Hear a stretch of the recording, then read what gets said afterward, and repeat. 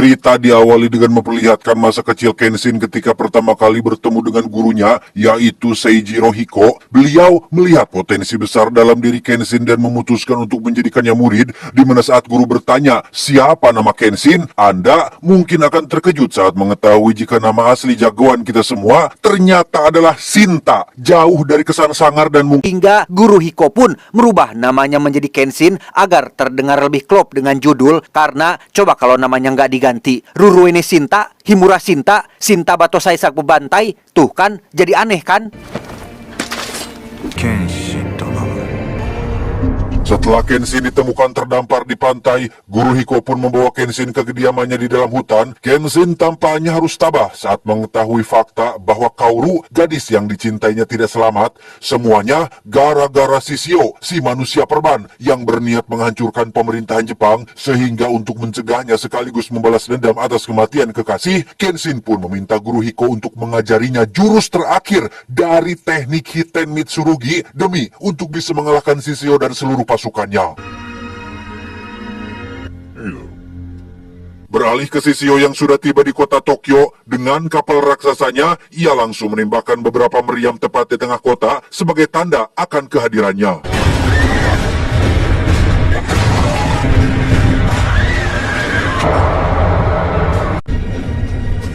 Kembali ke Kenshin yang sudah mulai berlatih dengan guru Hiko. Sesuai kesepakatan di awal, guru Hiko setuju untuk mengajari Kenshin jurus terakhir dari teknik Hiten Mitsurugi atau teknik pedang kuno yang hanya dimiliki oleh si guru saja demi bisa mengalahkan musuh terkuatnya, yaitu Shishio. Kenshin pun berlatih selama berhari-hari, siang dan malam, meski itu menguras tenaga dan pikiran, termasuk babak belur dihajar oleh guru Hiko secara habis-habisan.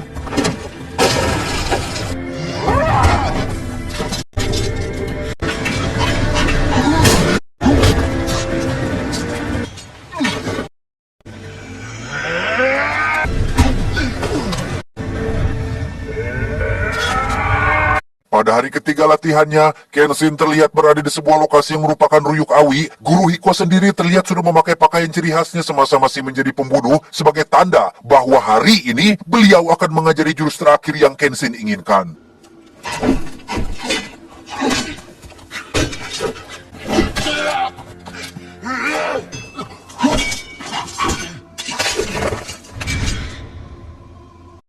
Faktanya, jurus terakhir dari teknik Mitsurugi Ryu bukanlah gerakan khusus ataupun teknik rahasia yang bisa dipelajari dari buku. Jurus itu adalah gerakan bebas yang datang dari dalam diri si samurai itu sendiri, sehingga agak ribet memang untuk Kenshin bisa mempelajari sesuatu yang tidak ada panduannya, apalagi dikejar waktu yang semakin mepet. Namun guru memberikan semacam clue alias petunjuk bahwa untuk menguasai jurus terakhir itu, Kenshin harus punya keinginan hidup yang besar. Pada akhirnya, Kenshin pun sadar bahwa selama ini ia memang selalu dihantui rasa bersalah atas semua pembunuhan di masa lalu. Hal itu menjadikannya sebagai sosok yang selalu penuh rasa penyesalan, merasa takut, gelisah, ketakutan, takut jika ia mengulangi pembunuhan lagi, yang secara tidak langsung telah menurunkan insting bertahan hidupnya, dan itulah yang membuat Kenshin menjadi gak lemah, playa-pleye, letoy, penuh keraguan. Buktinya, ia bahkan kalah dari seorang bocah ingusan yaitu Sojiro, anak buahnya Shishio, yang juga telah mengakibatkan pedang pertamanya patah. Setelah memahami kunci untuk menguasai jurus terakhir, Kenshin pun mulai berlatih kembali dan... Beralih ke kapal Shishio, beberapa anak buahnya berhasil menangkap seorang nelayan yang diduga sempat melihat seorang pria dengan bekas luka menyilang di pipinya, sehingga Shishio akhirnya sadar jika Kenshin masih hidup dan berpotensi menggagalkan rencananya.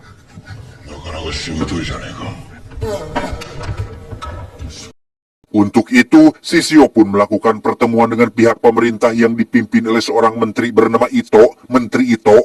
Dengan dalih silaturahmi dan melakukan musyawarah, Shishio pun mempersilahkan menteri dan jajarannya untuk duduk sembari menikmati hidangan yang sudah disiapkan.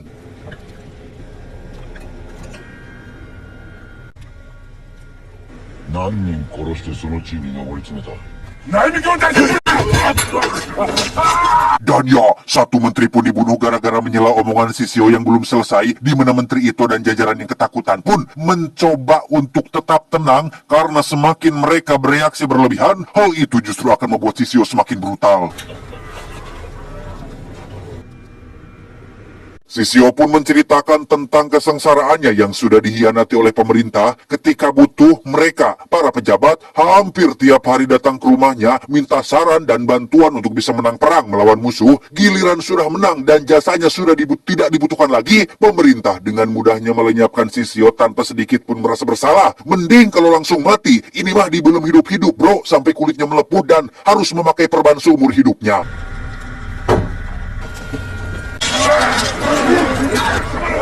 Sisio dengan belak-belakan mengutarakan niatnya untuk menghancurkan pemerintahan Jepang, terkecuali mereka, pemerintah, para pejabat dan jajarannya bisa menemukan Kenshin dan mengeksekusinya di tempat umum, baru Sisio akan mengurungkan niatnya yang padahal kita semua tahu itu hanyalah dusta dan kebohongan semata, karena justru AA Kenshin lah yang sangat Sisio takutkan.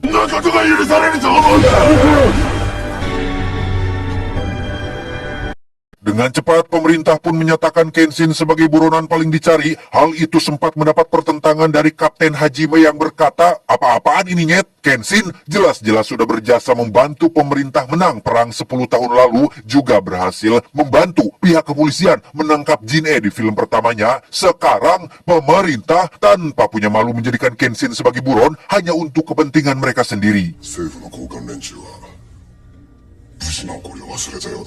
Sejenak kita tinggalkan dulu urusan Sisio, Kenshin dan pemerintah dan beralih kepada Sanosuke yang masih berada di penginapan si tetua, yang setelah menyadari Kenshin masih hidup berdasarkan selebaran yang disebar pemerintah, mereka juga baru mendapat informasi terkait Kaoru yang ternyata masih hidup dan saat ini sedang dirawat di rumah sakit.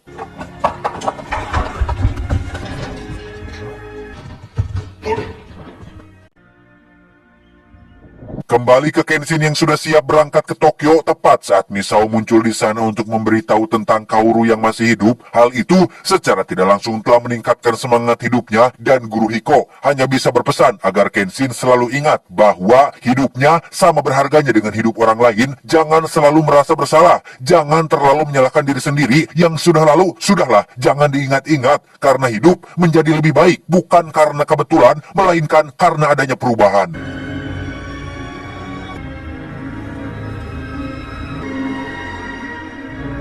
Misao langsung membawa Kenshin ke penginapan yang ternyata Sanosuke, Yahiko, dan Kaoru sudah lebih dulu berangkat ke Tokyo, sehingga tanpa buang waktu, Kenshin pun akan langsung berangkat menyusul mereka.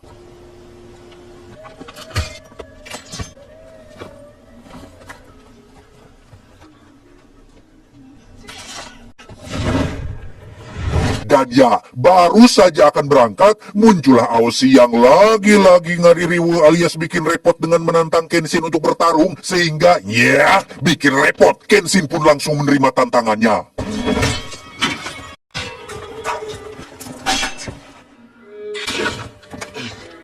Dengan ciri khasnya yaitu pedang pendek dan pedang panjang, Aoshi pun terus menyerang Kenshin dan mendesaknya agar jadi batosai lagi, yang karena Kenshin tidak tahu siapa Aoshi dan apa motifnya, Kenshin pun tidak bertarung secara pol-polan, sehingga...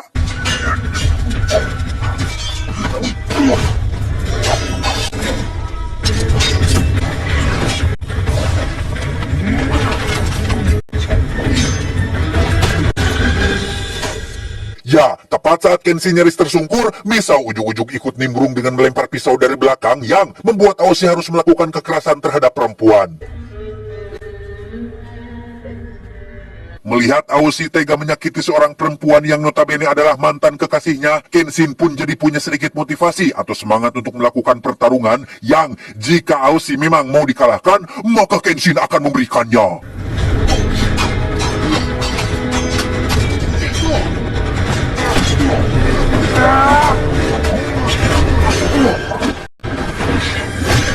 Dan ya, andai kata pedang yang Kenshin gunakan bukan Sakabato atau pedang mata terbalik, wah, udah mati itu si Aoshi. Karena ia masih bersikeras ingin menjadi yang nomor satu, Kenshin pun merasa perlu untuk menyadarkannya sekaligus memberinya pelajaran penting yang tak terlupakan.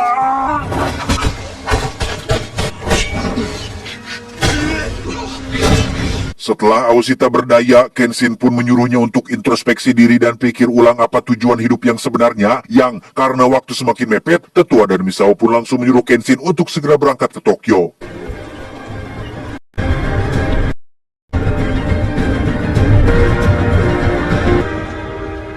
Setibanya di Tokyo, lebih tepatnya Dojo Kaoru, ternyata di sana hanya ada Megumi, tidak pakai Fujiura, yang sesaat setelah Kenshin mengganti pakaian dengan pakaian dinas ciri khasnya, muncullah beberapa polisi yang datang untuk menangkapnya.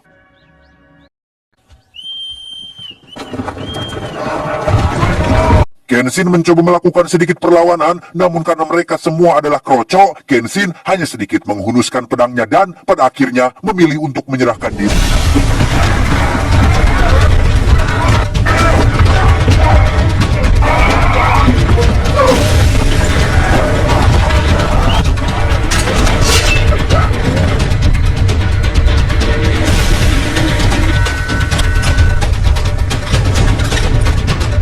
Kenshin pun langsung dibawa menghadap Menteri Ito. Alih-alih ditangkap untuk dieksekusi sesuai permintaan Shishio, Menteri justru punya rencana lain yang lebih masuk akal, yaitu akan membuat Kenshin berada cukup dekat dengan Shishio dengan harapan Kenshin bisa dapat mampu mengalahkannya.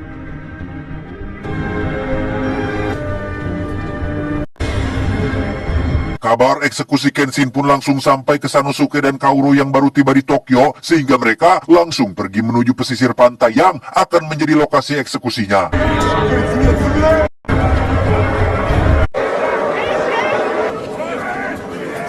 Tak seperti yang diharapkan, Shishio ternyata tidak hadir di sana melainkan menunggu di dalam kapal, namun eksekusi harus tetap dijalankan sebagai bagian dari prosedur. Inspektur mulai membacakan nama-nama para korban yang sudah Kenshin bunuh, yang hal itu tentu saja membuat Kenshin semakin merasa bersalah atas semua kesalahannya di masa lalu.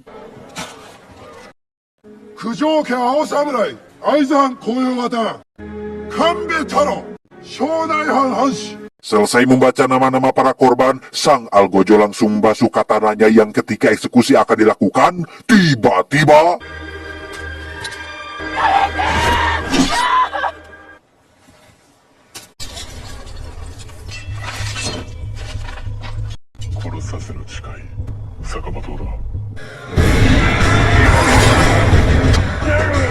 Dan ya, semua ini hanyalah settingan untuk bisa mendapatkan Shishio, yang karena target yang dimaksud tidak ada di sana. Kenshin ditemani Sanosuke pun langsung meluncur duluan ke kapal, sementara Kapten Hajime dan para polisi akan tetap bertahan di sini untuk menghadapi beberapa pendekar utusan Shishio.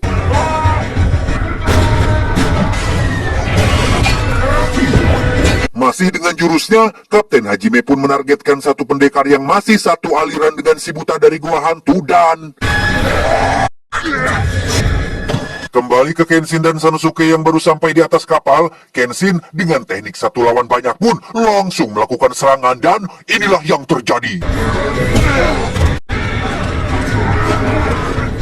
Selesai dengan para kroco, Kenshin dan beberapa polisi pun langsung masuk ke dalam, sementara Sanosuke akhirnya mendapat lawan yang seimbang, yaitu seorang biksu yang masih satu perguruan dengan pendekar biksu yang ada di film pertama, di mana mereka menggunakan tangan kosong untuk bertarung sehingga...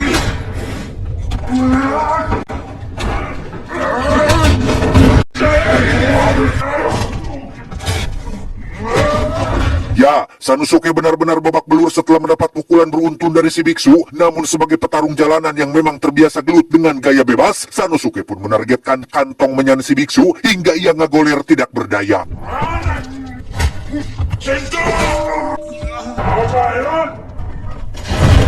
Selesai dengan kawan-kawan, kini kita akan fokus ke Kenshin yang didatangi oleh Sojiro, si bocah tukang nyengir yang masih dengan ciri khasnya yaitu ajret-ajretan dengan satu kaki. Sojiro dengan percaya dirinya bisa mengalahkan Kenshin untuk yang kedua kali, tetapi...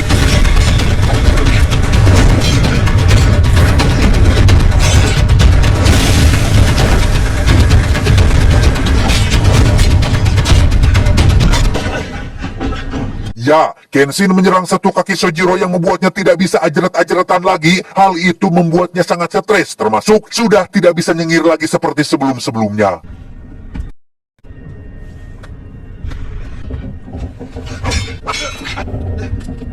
Andai kata Kenshin menggunakan pedang normal, mungkin Sojiro sudah kehilangan kedua kakinya, yang karena Sojiro masih keras kepala, Kenshin pun terpaksa menggunakan jurus Mitsurugi Ryu level 1 dan inilah yang terjadi.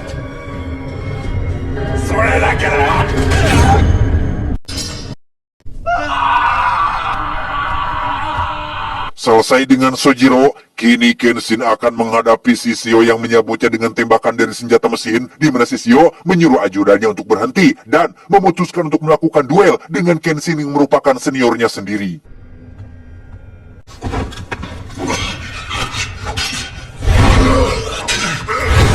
Dan ya, jika Anda penasaran kenapa pedang Shishio bisa mengeluarkan api, itu dikarenakan pedangnya dipenuhi oleh lemak maupun daging para korbannya selama bertahun-tahun. Juga ada beberapa gerigi di bagian punggung pedangnya. Ditambah, Shishio mampu mengendalikan suhu tubuhnya akibat dari insiden di belum hidup-hidup, sehingga ia bisa memantik atau memicu api untuk menyalakan pedangnya.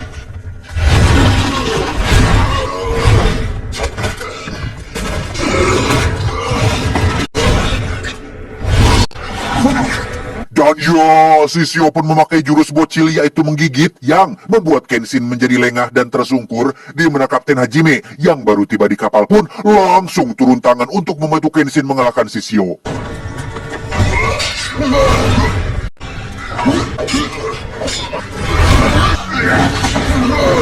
Jurus Kapten Hajime yang ikonik ternyata tidak mempan untuk seseorang seperti Shishio, di mana Sanosuke yang baru masuk pun sekonyong-konyong ikut nimbrung meski tekad kuatnya tak sehebat kemampuannya.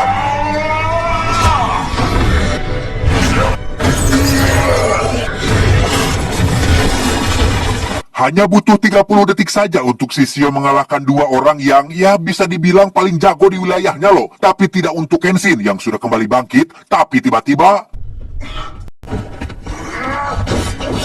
ya, muncullah Aoshi yang kini sudah sadar dan berakal sehat. Ia tidak lagi mengejar Kenshin, justru berniat membantunya untuk menyelamatkan negara Jepang.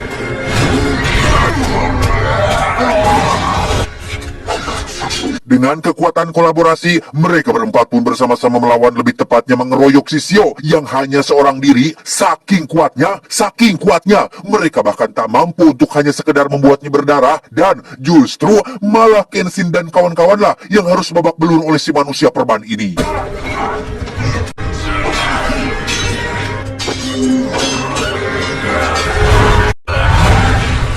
Masih tak menyerah, mereka berempat menggunakan serangan tiki-taka atau strategi menyerang secara bergantian. Hal itu ditujukan untuk membuat Shishio kelelahan, yang memang dengan kondisi tubuhnya seperti ini, Shishio diketahui hanya punya waktu 15 menit saja untuk bertarung. Lebih dari itu, suhu tubuhnya akan naik drastis dan akan menyebabkan kematian untuk dirinya sendiri.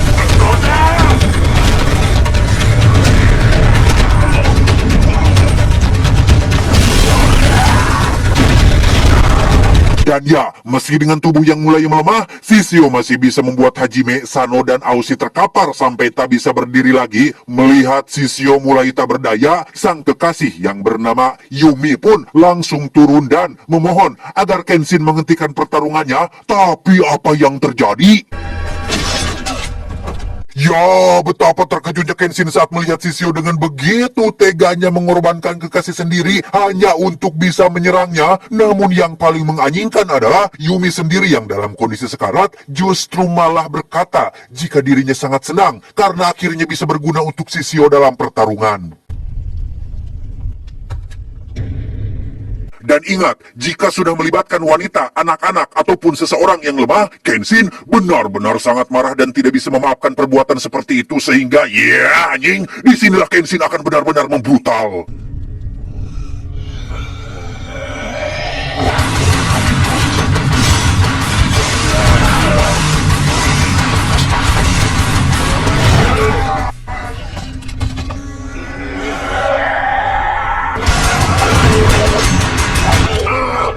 Masih tak mau tumbang, Kenshin terpaksa akan menggunakan jurus terakhir dari teknik Mitsurugi Ryu. Seperti yang dikatakan Guru Hiko, jurus terakhir ini adalah jurus yang tidak terpaku pada gerakan tertentu. Itu membutuhkan insting dari samurai itu sendiri, sehingga Kenshin mulai memasang kuda-kudanya dan inilah yang terjadi.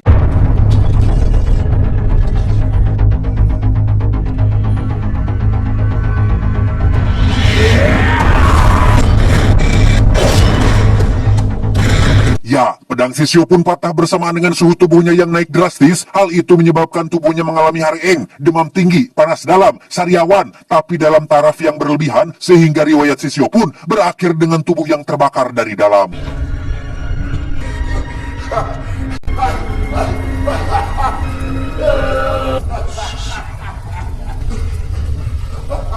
Selesai dengan Shishio, Kenshin dan kawan-kawan pun langsung kembali ke daratan. Di situ sudah ada Menteri Ito dan pasukan yang menyambut mereka dengan bangga, termasuk memberi hormat kepada Kenshin dan seluruh samurai yang sudah mempertaruhkan nyawa mereka untuk negara Jepang ini.